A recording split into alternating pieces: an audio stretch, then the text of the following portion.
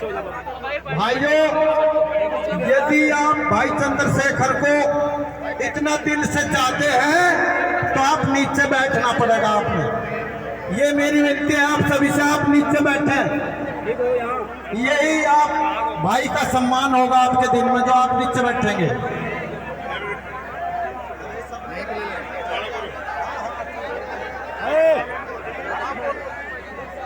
ये जो इस लाइन में है ना, ये संतों का और व्यवस्था के जो हमारे जिम्मेदार हैं उनका आदेश है कि आप लोग बैठ जाओ। अगर आप बैठ जाओगे तो पीछे जो लोग हैं उनको मेरी आवाज चली जाएगी। बड़ी मेहरबानी होगी अगर आप बैठ जाओ। आपसे भी कह रहा हूँ बैठ जाओ यार, बैठ जाओ। बोलिए संत श्रोमणी सतगुरु रविदास महाराज की,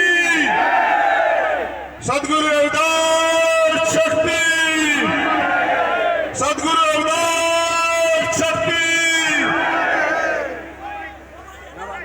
सतराम सत साहिब। आज गुरु गद्दी शुक्रताल पर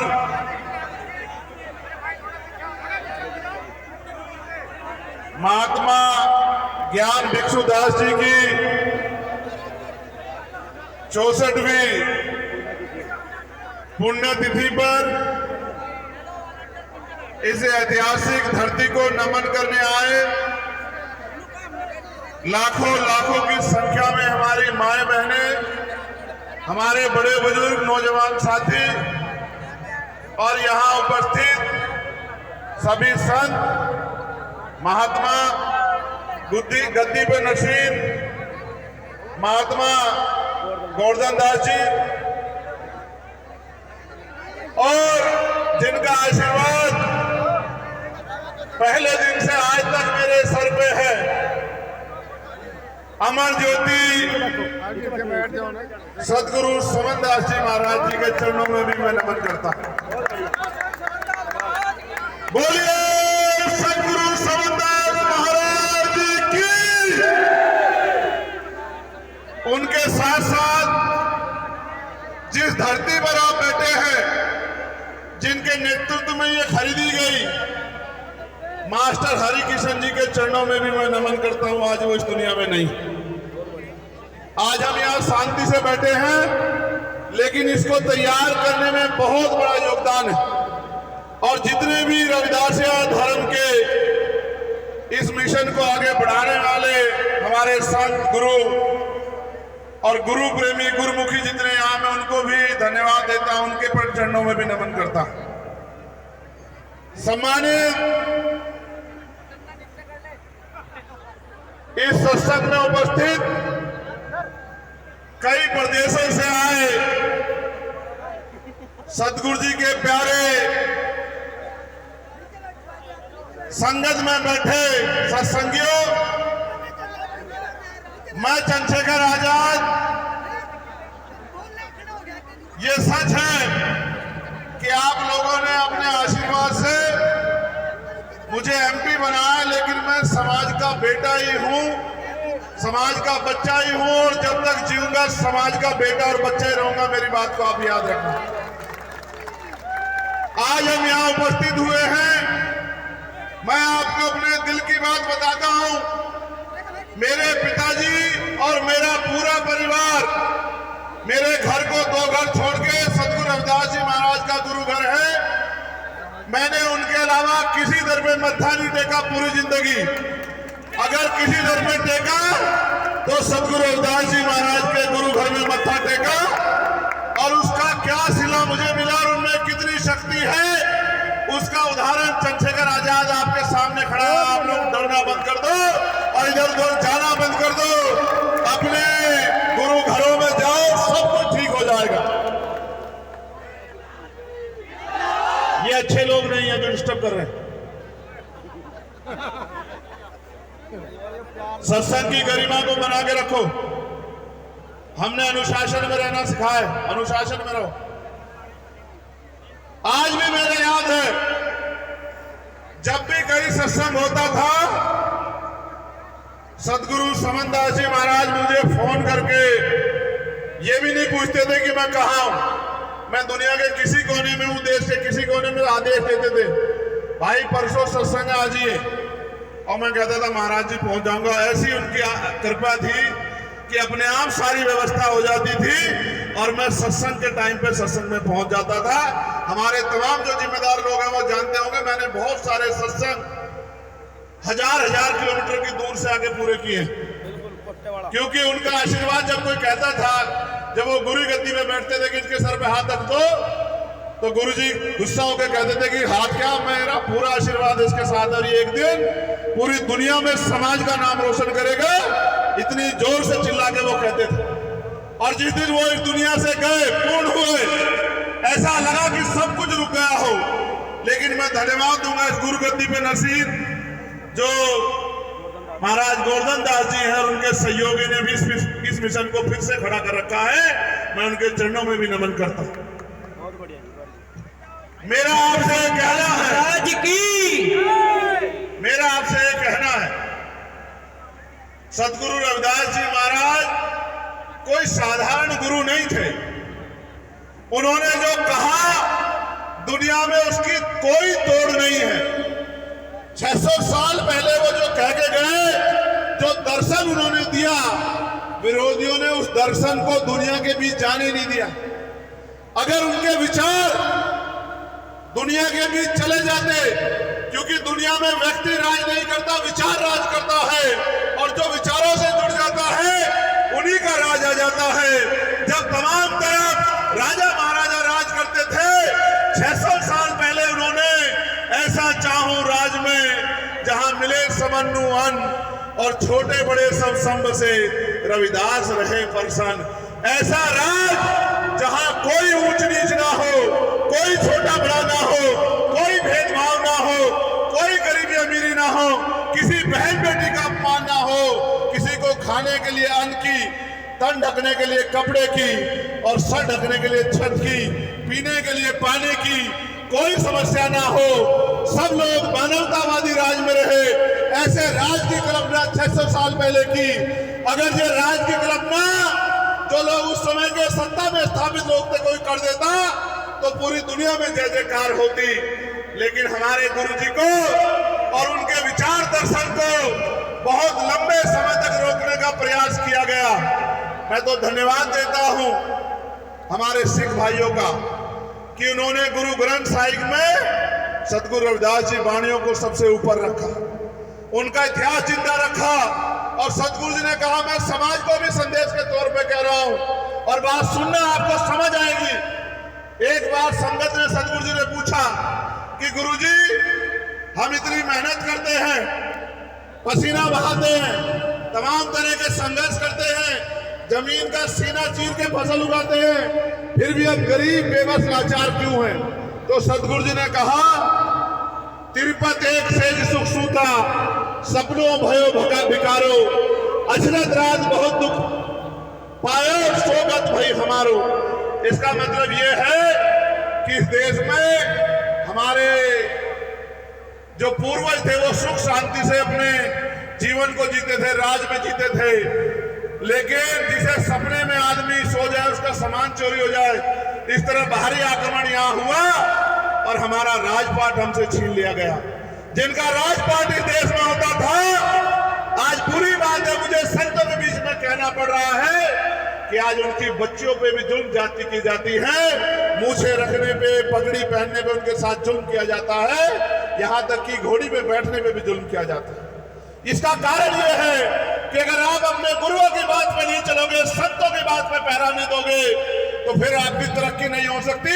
आप किसी के बाप को बाप कह लो, लेकिन अगर आप अपने बाप को बाप नहीं कहोगे तो आपका उद्धार नहीं हो सकता। मेरी बात को आप याद रखना।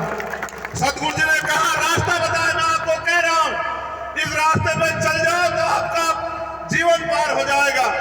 सदगुरु जी ने कहा कि रविदास मानुष करी बसन्नु, सुकर है दो ठाव, एक सु स्वराज माही दूसर मरगट गाओ। कि अगर सुख शांति का जीवन जीना है, इज्जत सम्मान का जीवन जीना है, तो दो ही रास्ते हैं। पहला, सब राज माही अपना राज लाओ। और अगर राज नहीं ले पाओ तो सुख शांति मिलेगी मरने के बाद शमशान घाट कब्रिस्तान में। अगर जीते जी चाहिए तो स्वराज लाओ, अपना राज लाओ। आज देखो लाखों की संख्या यहाँ है, तो मुझे कल ये बताना कि आपकी जिंदगी में सब अच्छा हो गया है क्या? सब अच्छा तब होगा जब आपका राज आएगा। और मुझे कड़वे शब्दों में कहना है, महाराज जी यहाँ बैठे हैं, महाराज जी किसी और का सत्संग होता है, ऐसी व्यवस्था होती कि पत्ता नहीं हिलता। ये प्रशासन के लोग हमारी हैसियत नहीं समझते। जितने लोग यहाँ कहीं नहीं किसी गद्दी में इकट्ठा होते होंगे और वहां 40-40, 100-100, 200-200, 500-500 पुलिस वाले लग के व्यवस्था करते हैं, किसी को खरोच नहीं आती। और यहाँ तो अगर ये हमारे पहरेदार ना हो आपके, तो यहाँ रास्ते भी बंद हो जाएंगे। मैं प्रशासन से भी ये कहता हूँ, याद रखना, अगर अगली बार जब सत्संग होगा और व्यवस्था अच्छी नहीं हुई तो चैन से सोने नहीं दूंगा आपको। मेरी बात को अच्छी तरह दिमाग में रखना, कोई गलतफहमी मत रखना, कोई गलतफहमी मत रखना। ये मत समझना कि ये रविदासियों का सत्संग है और इसकी हैसियत है। हमारी हैसियत ऐसी है कि जब दिल्ली में गुरुघर तो टूटा था तो हमने दिल्ली के तख्त को 24 घंटे में हिला दिया था। हमारी हैसियत की याद किया। इतने हल्के मत समझना। ये जो बाड़े में लोग बैठे हैं, ये हमारे सर माथे हैं, ये हमारी पगड़ी है, ये हमारे गुरु, हमारा सम्मान है। और अगर इनके सम्मान पे आ जाएगी तो फिर इसकी कीमत आपको चुकानी पड़ेगी। प्रशासन शासन के लोगों, ये बात आप याद रखना। मैं व्यवस्था देख के आया हूं। अगर हमारे लोग जिम्मेदारी ना उठाएं तो ऐसा लगता है कि आप कुछ भी नहीं हो रहा है। ये बहुत गलत बात है। ये हम भी टैक्स देते, दोहरा नहीं चलने देंगे। अगली बार सत्संग होगा तो व्यवस्था ऐसी होगी जैसी दूसरे लोगों के लिए होती है। और हमें किससे बुराई नहीं, उनके लिए और अच्छी करो। लेकिन हमारी माए बहनें सड़कों पे परेशान हो रही है, पानी में तमाम परेशानियां, रास्तों पे, ये रास्ते भी नहीं बने। ये हमारी गुरु गद्दी है, इसका इतना मान है कि चाहे तो सत्ता को इधर पलट दे और चाहे सत्ता को इधर पलट दे। आप जानते नहीं हमारी गुरु गद्दी की ताकत को। मैं आपको एक जानकारी और देता हूं। जब तक इस देश में जिस दर्शन की बात मैंने की, जब तक बेगमपुरा दर्शन नहीं आएगा, इस बात को समझना, बेगमपुरा शहर बसाओ, बेगमपुरा शहर बसाओ। सतगुरु जी ने कहा, बेगम का मतलब है बिना गम का राज, जिस राज में किसी की जिंदगी में कोई गम ना हो। जब तक बेगमपुरा नहीं बसेगा, भारत की तकदीर बदलने वाली नहीं है। और बेगमपुरा दर्शन को इसलिए छिपाया गया, इसलिए दबाया गया कि लोग बेगमपुरा दर्शन से ना जुड़ जाए। फिर भी हमारे संतों की वाणियों ने बहुत लोगों को जोड़ लिया है। मैं आपको कहता हूं, बेगमपुरा क्या है और बेगमपुरा राज आने से क्या आएगा, इस बेगमपुरा का प्रचार करने के लिए हम लोग जुलाई के बाद अगस्त महीने से एक यात्रा शुरू कर रहे हैं। मानवतावादी बेगमपुरा जागृति यात्रा, और पूरे प्रदेश में लेके जाएंगे जब तक बेगमपुरा शहर नहीं बसता। क्योंकि बेगमपुरा मेरा सपना नहीं है, बेगमपुरा सतगुरु रविदास महाराज जी का सपना है, हमारे कुल गुरु का सपना है, हमारी अस्मिता का, सम्मान का सपना है। और अगर किसी सपने को उनकी औलादें पूरी नहीं करती, वो औलादें अच्छी नहीं हो सकती हैं। मैं वचन देके कहता हूं इस मिट्टी पे कि जब तक मेरा जीवन है मैं पूरी ताकत लगाऊंगा कि बेगमपुरा राज आ जाए, बेगमपुरा शहर बच जाए, बेगमपुरा बिना गम का राज आ जाए, सतगुरु जी की इच्छा पूरी हो जाए। एक उनका खून, उनका बेटा होने के नाते बेगमपुरा राज लाने के लिए हम लोग पूरी मेहनत करेंगे। इसलिए समाज को दर्शन से जागरूक करने का काम करेंगे। और मैं फिर कह रहा हूं, नेता तो समाज ने बनाया हूं, लेकिन समाज का खून हूं। मेरे खून का एक कतरा कतरा आपकी इज्जत के काम आएगा। आप पे उठने वाली हर लाठी के लिए ढाल है चंद्रशेखर आजाद। इस बात का वचन इस गुरु गद्दी से आप लोगों को दे रहा हूं। मैंने सुख सुविधा के लिए रास्ता नहीं अपनाया, जैसे संतों ने बाणा समाज को दिशा दिखाने के लिए पहना है, उसलिए मैंने बाणा समाज को सही दिशा दिखाने के लिए पहना है। मैंने 16-16 महीने जेल काटी, आप जानते हो। 16-16 महीने मैंने दिल्ली में गुरुघर टूटने में 96 लोगों ने 66 दिन तक जेल काटी, 250 लाठियां खाई। इतना जुल्म था, मेरे पैरों के नखून खींच ले गए, मेरी रीढ़ की हड्डी तोड़ दी गई। मैं घबराया नहीं कभी, क्योंकि मेरे सतगुरु महाराज का हाथ मेरे ऊपर था। और आप जानते हो 4 गोली चलाई गई मेरे ऊपर। 1 साल नहीं हुआ, यही महीना था, 4 गोली चलाई गई। और जो डरते हैं, इधर उधर जाते हैं, देखो सतगुरु रविदास जी महाराज का आशीर्वाद था कि आपका ये लाल जिंदा है, 4 गोली भी इसका कुछ नहीं बिगाड़ पाई। और उन्हीं का आशीर्वाद है। सबके रोकने के बाद भी 1.5 लाख वोट से समाज ने इज्जत की पगड़ी मेरे सर पे बांधी। मैं पूरी जिंदगी इस कर्ज को अदा करूंगा। मैं आपका खून था, खून और खून रहूंगा। और मैं वचन देता हूं गुरु गद्दी पे बैठे हमारे गुरुओं को और सभी संतों को कि जब जब आपको मेरी जरूरत पड़ेगी बिना बुलाए आपकी सेवा में हाजिर मिलूंगा। और अगली बार 1 महीने पहले इस व्यवस्था को मैं खुद देखूंगा। मैं देखूंगा शासन प्रशासन कैसे हमारे मान सम्मान के साथ खिलवाड़ करता है। अब तो आपने मुझे ताकत दे रखी है। अगर मैं 1 घंटे को बैठ जाऊं तो यही सारे अधिकारी नाचते फिरेंगे। मैं किसी वजह से अगर मैं सत्संग की गरिमा को नहीं समझता तो आज दिखाता इनको कि चंद्रशेखर आजाद क्या कर सकता है। मैं बहुत बहुत धन्यवाद दूंगा। और मैं पुनः संगत से अपील करूंगा कि अपने गुरुओं की वाणियों पे चलो। ये जो नशा है इसको छोड़ो। ये जो कुरीतियां बुराइयां इनको छोड़ो। अंधविश्वास पाखंडवाद को छोड़ो। और ये जो दहेज प्रथा समाज में खड़ी हो गई है, जो कामयाब होते हैं दहेज दहेज दहेज, इसको भी छोड़ो। आपका भला हो जाएगा। और हेलमेट लगाया करो जब आप चला करो। अपनी जिंदगी की रक्षा करो। और नशे से अपने परिवार को दूर रखो। और ये तभी दूर सतगुरु जी ने समझदारी से कितने परिवार पार तारे, लाखों परिवारों को छुटकारा दिलाया। आप भी अपने बच्चों को समझाओ तभी समाज आगे बढ़ेगा। बहुत बहुत धन्यवाद। एक जोर से जयकारा लगा दो मेरे साथ। बोलिए परम संत सतगुरु समन्नाथ महाराज की अमर ज्योति। महात्मा ज्ञान भिक्षुदास जी की। बोलिए सतगुरु रविदास महाराज की। सतगुरु रविदास शक्ति। सतगुरु रविदास शक्ति। बहुत बहुत धन्यवाद। जय भीम, जय भारत, जय संविधान। साहब एक बात और कह दो, ये व्यवस्था न बिगाड़े, मैं जाऊंगा आराम से। एक बार कह दो बस, प्लीज प्लीज प्लीज कह दो, एक बार कह दो। भाई अगर आप मुझसे इतना सारे प्यार करते हैं, मुट्ठी भर बगैर तो व्यवस्था मत बिगड़ने देना। मैं मानता हूं कि मैं बहुत दिनों बाद आपके बीच आया और मैं मानता हूं कि आप मुझसे बहुत प्यार करते हैं। लेकिन अगर ये सत्संग रैली होती तो मैं आपको नहीं कहता। ये सत्संग है। मेरा आपसे हाथ जोड़ के अनुरोध है कि अगर मुझसे मुट्ठी इंच भर भी प्यार करते हो तो मैं सत्संग की गरिमा को मानता हूं।